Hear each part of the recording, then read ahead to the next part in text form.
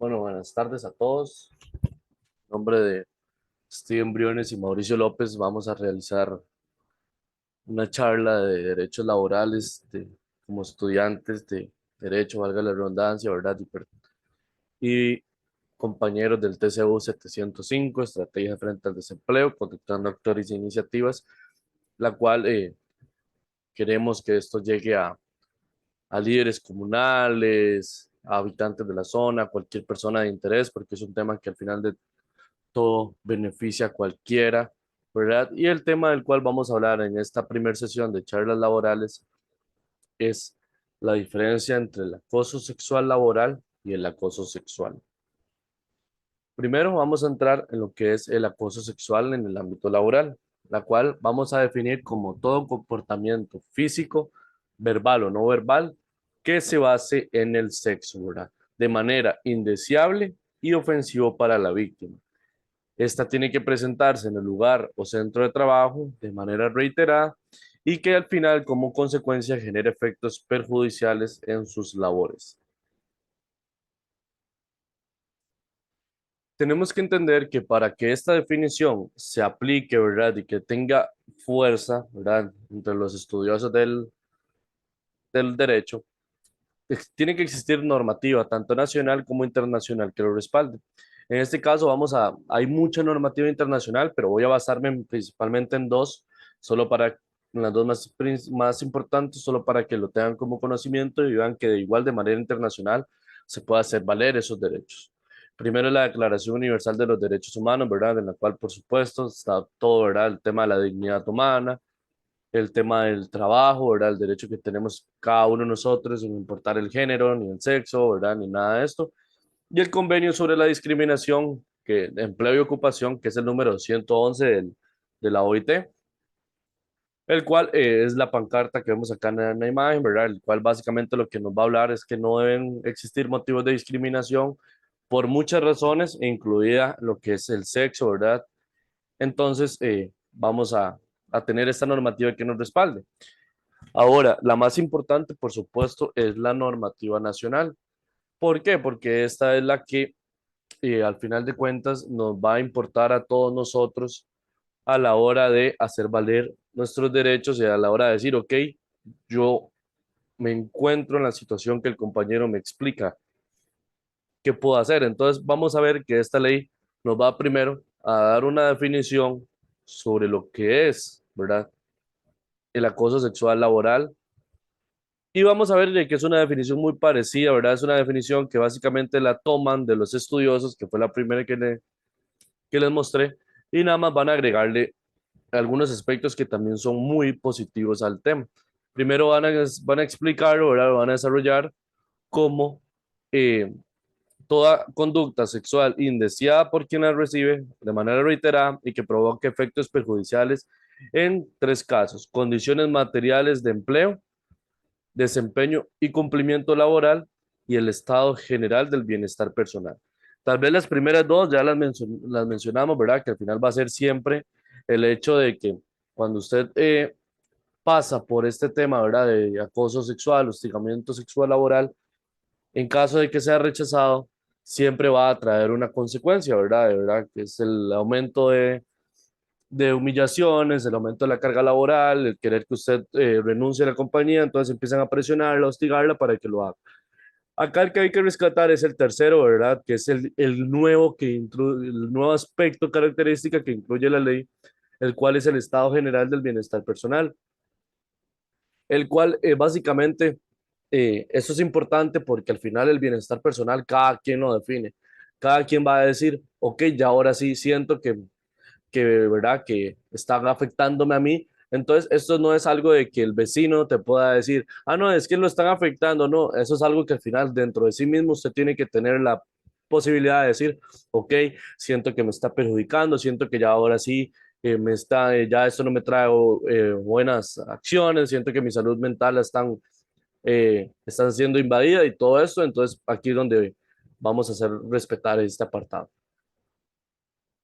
¿Cuáles son los elementos constitutivos para que podamos decir, ok, estoy dentro de esto que me explica el compañero teóricamente, ok?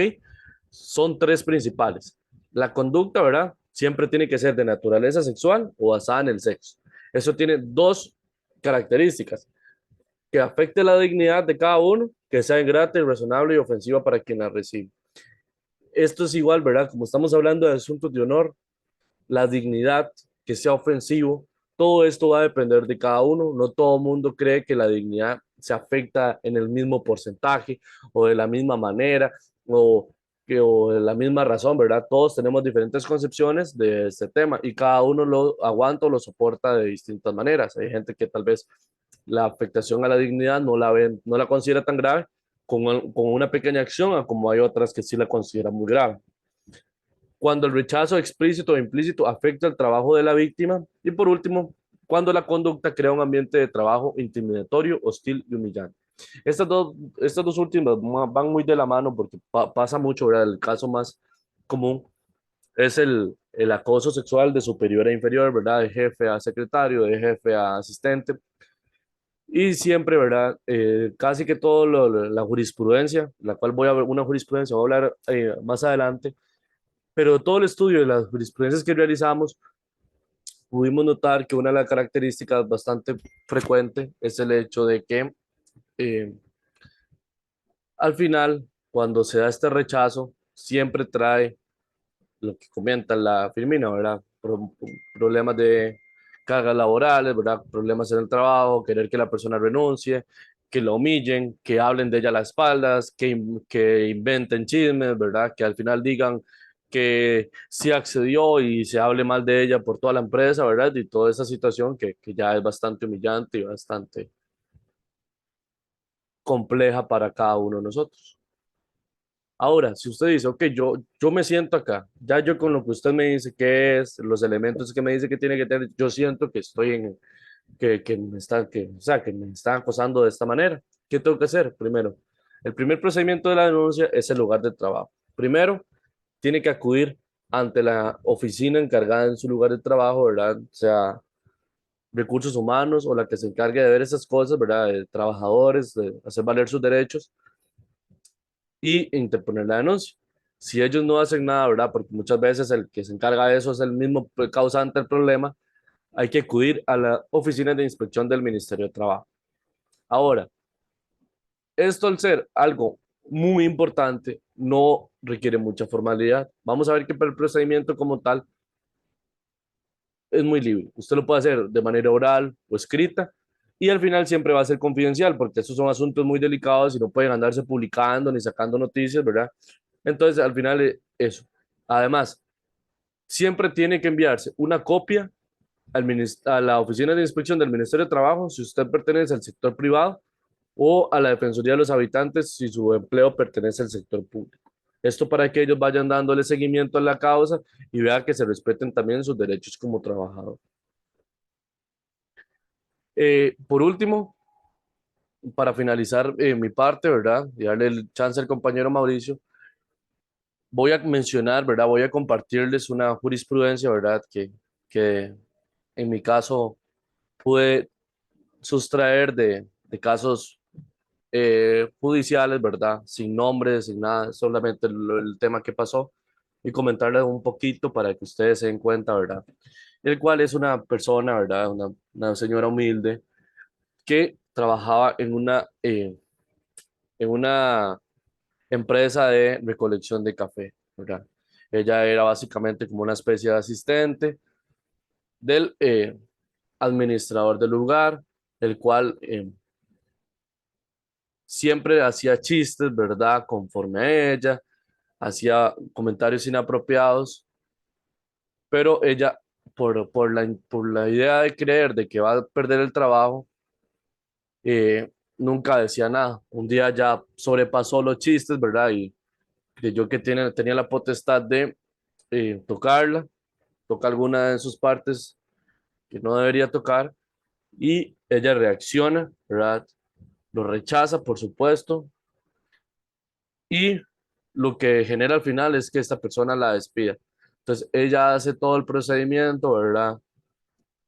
Acude a los medios importantes, a los medios ya mencionados, y al final se logra comprobar de que era cierto, se reintegra al lugar de trabajo y esta persona es sancionada, ¿verdad? Y se inició un proceso judicial contra ella. Esta jurisprudencia solo la comento porque el acoso sexual laboral es un caso que vivimos todos los días, ¿verdad? Es algo que se ve en todas las empresas y que es importante saber cuándo sí es y cuándo no.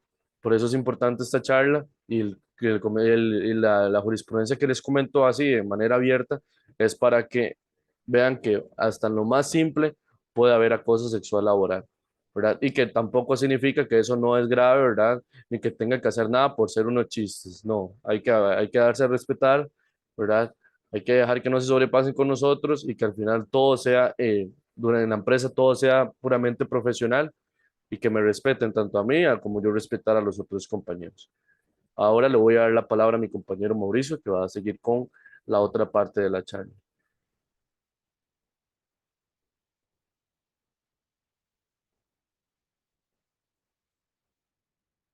Bueno, ahora vamos a hablar sobre lo que es el acoso laboral.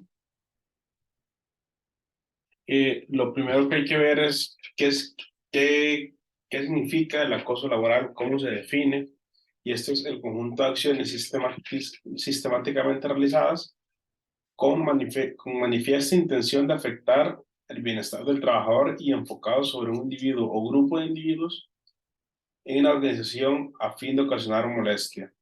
Esta definición hay que un poco, la vamos a desestructurar más adelante, pero nada más para que tomen punto de referencia lo que es acciones sistematizadas, la manifesta, una intención de afectar y eh, básicamente esos son los dos puntos centrales de la definición.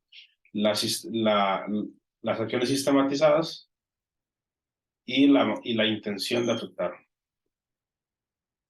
Ahora, ¿qué es lo que se trata de proteger eh, con el acoso? Bueno, sí, sí, ¿cuál es el bien jurídico que se protege? ¿Qué es lo que protege la figura del procedimiento hacia el acoso laboral? La dignidad de los trabajadores, un derecho a un trabajo digno. O sea, digamos, esta dignidad es la dignidad íntima de cada persona. La segunda es el derecho a un trabajo digno. Esto es que el trabajo sea un lugar, eh, que el ambiente laboral sea un ambiente óptimo para el trabajo, que no haya problemas entre los trabajadores, entre los superiores con los inferiores, y la integridad humana como ser humano todos tenemos este derecho a la integridad humana, a ser tratados con respeto, eh, y a esto, ¿verdad? Luego, hay varias formas en las que se puede hacer, se puede originar esta este hostigamiento o este acoso. En la horizontal, que es de la misma jerarquía, digamos, por ejemplo, que en un lugar entre asistentes, entre ellos mismos están en un mismo nivel, pero a nivel, o sea, están en el mismo nivel jerárquico, en la misma línea, pero que uno tenga más experiencia que el otro, que uno esté más en confianza con los superiores. Entonces, se aprovechan que tiene ese nivel de cercanía al rango superior y hostiga a los demás, ¿verdad? Y luego, vertical, los acostumbra el ascendente pues realmente no tiene mayor, es muy poca las veces que hay un acoso laboral ascendente porque viene de abajo hacia arriba. Lo bien lo normal es que un superior o alguien que esté cerca o sea íntimo a un rango superior sea el que se dedique a hacer ese tipo de acciones sistematizadas para molestar a otro que esté en un rango inferior, ¿verdad? Es casi imposible que una persona de rango inferior moleste o acose laboralmente a alguien superior, ¿verdad? Y total ataque desde distintos frentes, digamos, como por ejemplo que usted sea un asistente y otro asistente lo esté hostigando y a pesar de ese asistente lo esté hostigando o lo está acosando otro superior. ¿Cuáles son los elementos? Intencionalidad. Este es lo que busca es la intención,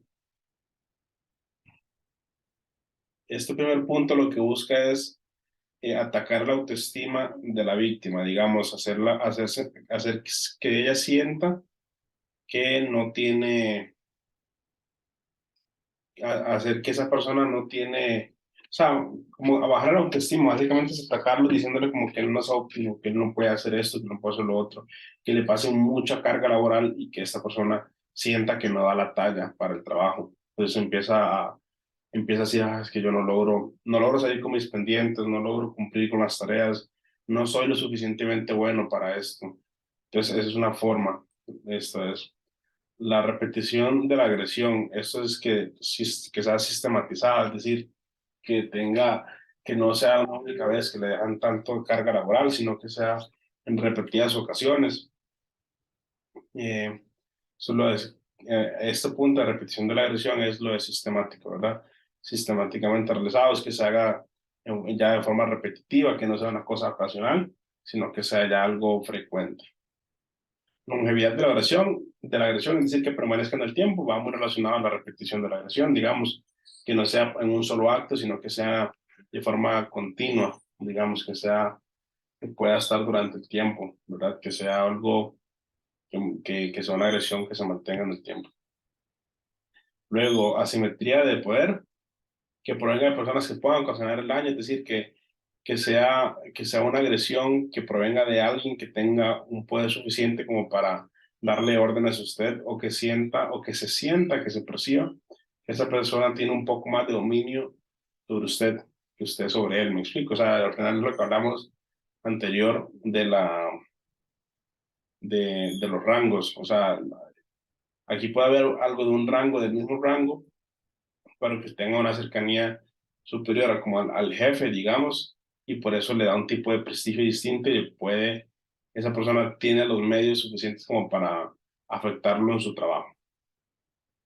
Un fin último, esto es importantísimo, esto es lo de la intención de provocar un daño que hablamos al inicio de mi parte, que lo que busca es que la persona abandone su trabajo ya que es intolerante, ya que ya no puede continuar con ese tipo de trabajos, porque ya es mucho el hostigamiento. Claro, lo que va a buscar al final es que renuncie. Ahora bien, vamos a pasar a una parte ya no enfocada en la parte teórica, sino en la parte práctica de cómo, cómo puedo hacer yo para denunciar, cómo funciona la denuncia, ese tipo de situaciones. Lo primero que hay que ver es que para estas denuncias se rige, esta denuncia, el procedimiento de la denuncia se rige bajo 5 principios. La objetividad, confidencialidad, custodia de los documentos, celeridad y protección. La objetividad básicamente es que se tiene que dejar de lado la persona que va a analizar el caso tiene que dejar de lado eh, su, su, su, sus convicciones personales. Esto es muy difícil, pero al final es lo que busca, que la persona deje sus convicciones personales y que esa persona, por ende, tiene que actuar de buena fe, buscando eliminar el acoso y esclarecer la verdad de los hechos. Digamos, o sea, esa persona tiene que dejar sus convicciones de lado, sus cuestiones íntimas y realmente centrarse en los hechos que le están dando, únicamente, digamos, centrarse en la información que él tiene y a partir de esa información dar una resolución, digamos. Confidencialidad. Eso es que las personas que intervengan tienen que guardar el respeto o sea, tienen que mantener todo de forma interna, digamos, no la información que salga o que se vaya dando durante este procedimiento tiene que ser, no es una información pública, digamos, porque esto puede generar después de mayores conflictos, entonces tiene que ser todo confidencial. Custodia de los documentos. O sea, estos expedientes que se vayan haciendo sobre acoso tienen que ser guardados de forma cuidadosa, digamos, tiene que haber un archivo, tiene que haber un expediente, tienen que generarse expedientes a partir de los cuales se va a poder desarrollar la investigación, digamos, no es únicamente, me dan un papel, resuelvo y lo tiro, ¿verdad? No, tienen que crear un expediente, tienen que crear una carpeta para que se vaya guardando toda la información necesaria para dar una resolución al caso. La celeridad, esto es que se pueda resolver el conflicto lo más rápido posible, puesto que estos son temas muy delicados y al final influyen mucho en el ámbito laboral, entonces tiene que darse una resolución rápida y concisa. La protección, esto es que la persona, digamos, cuando usted pone o este tipo de denuncias, usted adquiere un fuero de protección, lo conocemos nosotros, y que este fuero de protección lo que hace es darle una protección mayor de que usted no puede ser despedido mientras que se investigue todo este procedimiento, usted adquiere unos derechos de protección. Ahora bien, esta denuncia, ¿cómo se puede dar? Hay dos formas de denuncia. La primera, eh, la denuncia interna. Esto es, la mayor parte de empresas tienen un departamento de recursos humanos donde uno se aproxima a ellos y la denuncia se puede hacer de forma oral o escrita, ¿verdad? O sea, no es una cuestión, o sea, aquí rige el principio de informalidad, al igual que en temas de familia, aquí rige el principio de informalidad, entonces la denuncia tiene que ir, usted va y la plantea ante recursos humanos y dice, bueno, es que me están hostigando, o sea, tengo un acoso laboral, me dejan mucha carga de trabajo de forma injustificada, de forma repetitiva, aquí está todo lo que he tenido que hacer, me ponen trabajos y no me dan los insumos necesarios para cumplirlo, y sin esos insumos se me imposibilita, pues después me están regañando, que no cumplió con el trabajo, por ejemplo, entonces usted llega a recursos humanos y se presenta a la denuncia interna. A lo interno se tiene que dar una investigación donde tiene que pasar donde igual al interno se rige por esos principios de informalidad, por ese principio, por los 5 principios o garantías que dije anteriormente, y posterior a esto posterior a ello, ellos hacen su investigación interna y se resuelve. Ahora, sí, ¿qué pasa si después de una denuncia interna usted no siente, o sea, usted intenta hacer esa denuncia interna y dura mucho tiempo, por ejemplo, o la persona a quien usted va a denunciar es el jefe directo, digamos, entonces aquí ya entra la denuncia externa. Esta denuncia externa es ante el Ministerio de Trabajo, se denuncia, o sea, se presenta la denuncia ante la inspección del Ministerio de Trabajo y esta tiene un sistema sí, como se puede decir como de filtro. Entonces, se puede hacer en, son 6 filtros o son 6 circunstancias en las que le dan la apertura a la denuncia externa. En que solo exista una persona trabajadora, o sea, que sea un único empleado, digamos, por decir algo, que sea una empresa pequeña o que sea sumamente pequeña, y solo tengo un empleado, ¿verdad? O que sea un empleado doméstico. Entonces, se presenta la denuncia directamente al Ministerio de Trabajo. Dos, el lugar de trabajo no cuenta con el procedimiento interno para hacer esto, para atender esta denuncia. Entonces, digamos que no hay departamento de recursos humanos o no hay un departamento bien estructurado de recursos humanos al que usted pueda acudir, entonces se acude al Ministerio de Trabajo. Cuando en el lugar de trabajo no existe una jerarquía, una estructura jerárquica, eh, o el personal, entonces cuando no existe una jerarquía, no hay como al final ustedes no pueden, o sea, lo que busca es que si no hay del todo jerarquía, usted la presenta al Ministerio de Trabajo, es decir, si no hay rango, si no hay jefes, como si no hay como un superior, no hay superiores, la denuncia se presenta al Ministerio de Trabajo. En los que también se puede denunciar aquí en los casos donde la denuncia interna haya durado más de 3 meses. Entonces, ahí viene lo mismo del principio de celeridad que ya hablamos, bueno, la garantía de celeridad, que se tiene que dar una solución rápida y cumplida. Entonces, si la denuncia interna dura más de 3 meses, se puede irse al Ministerio de Trabajo y decir, "Vale, yo presenté estas pruebas en mi trabajo, se inició la investigación, pero ya llevamos más de 3 meses y no han resuelto nada". Y, eh, y si hay una desconfianza justificada o razonada de que el procedimiento interno no va a llegar a ningún lado, que por decirlo lo que recursos humanos sea también que esté involucrada en el acoso laboral. Esas son las 6 ocasiones por las que uno puede acudir, ¿verdad? Ahora bien, vamos a manera de ejemplo, por ejemplo, se puede decir como, bueno, y realmente, ¿cuáles son las acciones o qué es lo que qué es un acoso laboral? Ahora, un acoso laboral, por ejemplo, puede ser que, que el trabajador, digamos, el empleador no le dé las herramientas necesarias para cumplir un trabajo e igualmente se lo deja. No sé, por decirle, tiene que ir a hacer una inspección de suelo y para esa inspección usted tiene que llevar un aparato, una taladradora, por ejemplo, y le dicen, vaya a la exposición. Bueno, ¿y la taladradora dónde la consigo? No, eso no se la vamos a dar nosotros, tiene que ver dónde la consigue. Eso es una cosa laboral y que sea una cosa repetitiva, porque al final usted cómo va a cumplir con esa tarea. Luego, eh, excluir a esa persona de actividades laborales, de reuniones de trabajo, cadenas de correos, o sea, y darle a todas instrucciones menos a una sola persona. O que se le dé todo a una sola persona, digamos, como que se le entregue demasiado trabajo, ya que sea una cosa imposible de cumplir.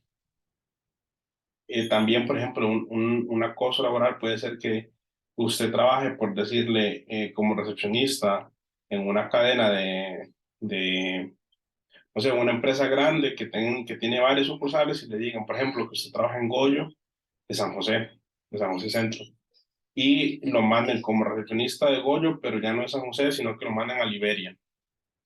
Y ese tipo de traslados, y lo manden ni siquiera como a trabajar tiempo completo ya, sino día por medio. O sea, uno aquí, uno aquí, uno allá, entonces eso es una cuestión imposible de cumplir.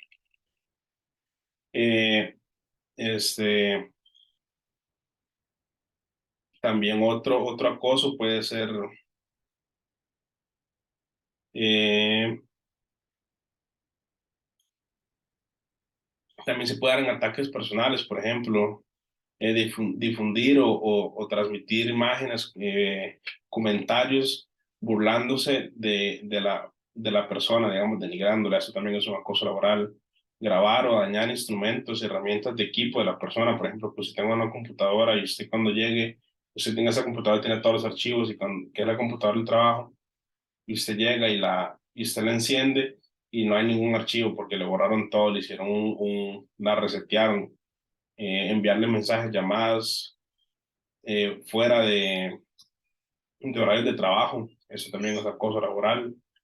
Ya van como acciones físicas, por ejemplo, gritarle, empujarlo, este, todo eso son acosos laborales, ¿verdad? Y todos esos son acosos que a muchas veces lo dejamos pasar por alto y no debería ser así. O sea, debería haber un espacio, tendríamos que tener el valor suficiente para denunciar este tipo de acciones y creo que es importante tener en cuenta tanto el acoso sexual laboral eh,